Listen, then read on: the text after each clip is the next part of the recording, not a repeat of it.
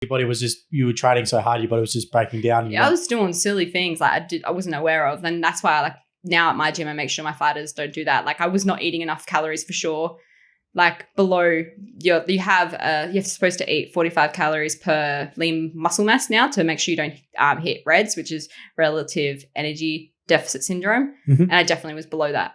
So, and I was overtraining because I trained, my coach trained me, but then I went and trained myself as well at home as well. Cause I'm an intense person. As well as like, I didn't understand the importance of balancing life as well. Like stress can impact your training as well. So yeah, a lot of females lose their period because it's called amenorrhea, depending on how long you lose it for. I lost mine for about a year and a half, 2 years. I've only just got it back past 6 months. That's a sign of REDS. If that is crucial because if you get REDS, then you can be susceptible to like bone injuries because your bone density goes down. Yeah, because your body's just pulling everything. You see fighters break their hips all the time because of that, because of their poor nutrition. So that's what I learned, as well as like being smart with your training. Like I used to run 10 kilometers on a Sunday because I was like, it's Sunday, I could just do that. That's my rest. That used to be my rest day. And I did run 10 Ks. Yeah. Holy shit. Yeah. And I used to run like 5 to 10 in the morning and then 5 in the evening, just like Thai style, just like we're taught. This is what 5Ks. I don't do that now. Yeah, I do not do that now.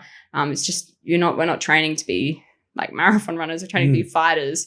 So yeah, I guess I learned the hard way. As well as like with uni, I was full-time at uni and I was full-time at work and training as well. And as well, my living circumstances, that year I had 9 fights. I moved houses 7 times. Whoa. Yeah, so I was going, that's probably why I fought, because I had to like channel my anger into something. But yeah, now I'm like, my last 2 fights is like, you can just tell my life is like perfect. Like not perfect, but like I know now to listen to my body. Sometimes less is more. To focus on nutrition is priority. Getting sleep is priority. Making sure that you are not taking too many shifts at work. Like invest in yourself. Like take the day off and relax so you can be a better like athlete at training. Yeah. Rather than trying to do it all. Yeah. So during that time, your nutrition you were saying was poor. Yeah. What was it? So it wouldn't have been poor like you were eating junk food. It wasn't enough. Wasn't enough. So many fighters don't eat enough. Like I know that because like I work. I illegally for me to be able to work with people, but I work with my friends and family. Yeah. And people aren't eating enough. Yeah, like it's so obvious. And they get shocked when they do work with me because straight away they're like, this is so much food. I'm like, yep. Sure. Well, so explain what you were eating in that period, like in a day. Okay, this is embarrassing. Yeah.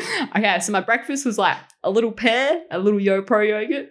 That's it? And I wouldn't eat till 10 o'clock. Yeah. So that's, what time did you wake up?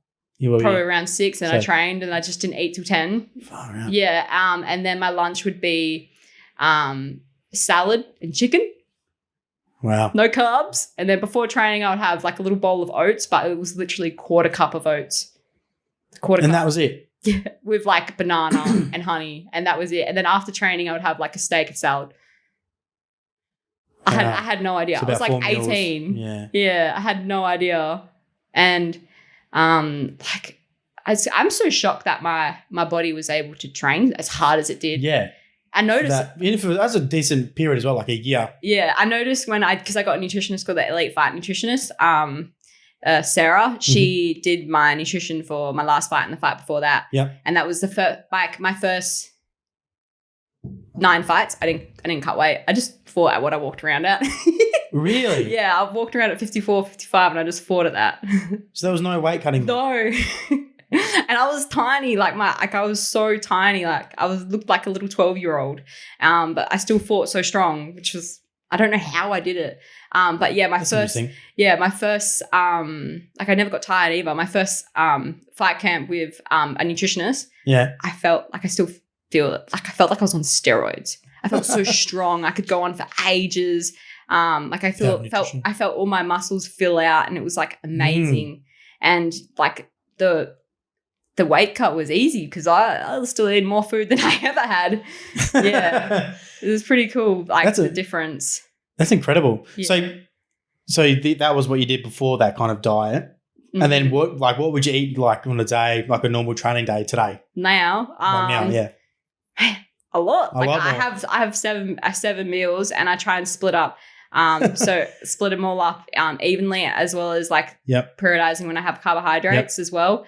I can tell you like the calculations more of what, or would you rather like meals? Well, let's go both. Let's go with meals so that we know like a direct comparison. It's like all the same. Like I would have like 20 grams of protein, which would be like half cup of whatever I'm eating. And like my carbohydrates, like if I was training twice a day in the morning, it would be like nice quick carbs. So like it would fuel me for my training, as well as if I was training twice a day afterwards, I would have the same. And then for lunch, something more slower digesting throughout the day.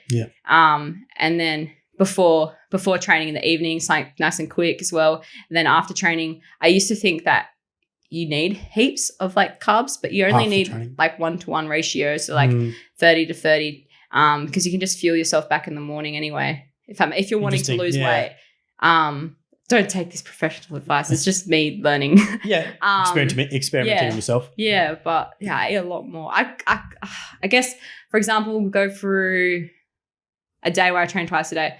So in the morning, I usually have like Nutri-Grain with a coffee, which is I time 45 minutes to an hour before training, because that's when it hits you. It makes you feel way less tired. It makes you feel like you're on steroids. With protein powder in my Nutri-Grain as well. Oh, yes. Banana as well. That's underrated. People don't do that enough. You need to. I used to do Wheat Bix with my chocolate protein powder. Yeah. Yeah, you need protein in order, so you're like for your muscles when you're training and stuff like that. I can't go into the science because I can't really remember right now in this moment. And then after training, I usually like, if I was doing strength, I wouldn't really worry because I don't sweat that much. Sometimes I do a little, wouldn't worry about electrolytes. But if I'm doing like a boxing PT, do them quite often, I'll have a Gatorade or Trainaid, but my Trainaid still hasn't delivered. And then I'll have something like high GI, so white rice or just white bread with eggs straight away after, and then lunch would usually be, I try to do like low GI. I like pasta at the moment. I'm obsessed with pasta. Or like you can have a wrap, just like something with not heaps of carbs, but carbs to get you throughout the day. And like I always make sure everything's high in protein. Fats, you don't really have to worry about fats as long as they're 1 gram per body weight. But if you're someone who needs to have tasty food, sometimes you can increase your fat and lower your carb just a little bit just to get the taste.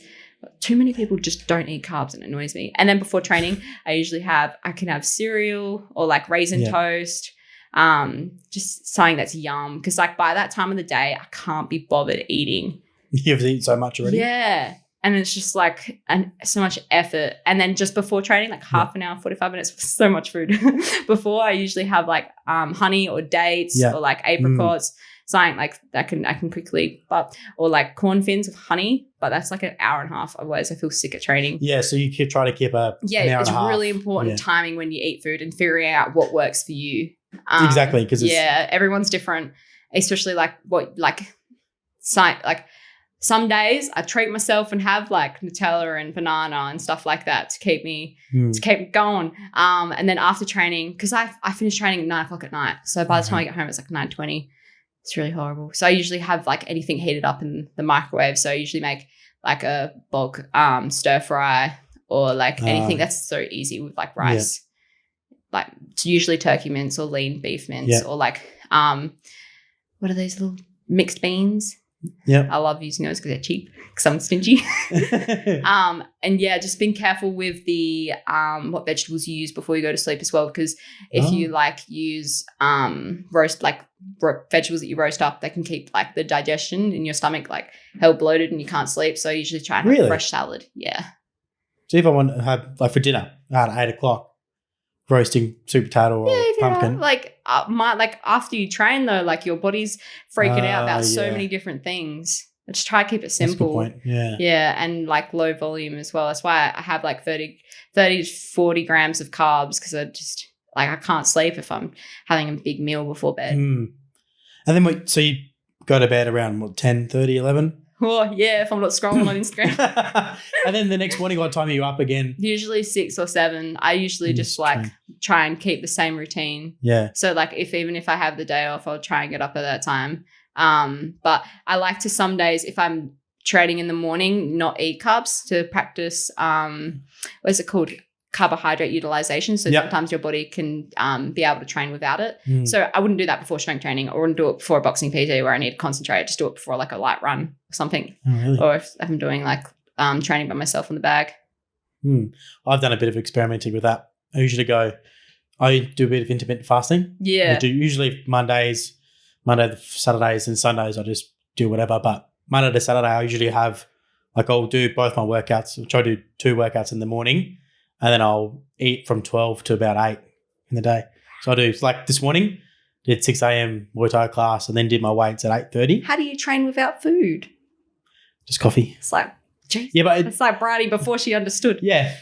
Once we're used to it. Your body gets used to it. Yeah. You don't actually, you get used to it because at the start it was more of the high intensity training. That's when like you notice a big difference there because you don't have any blood sugar, so your body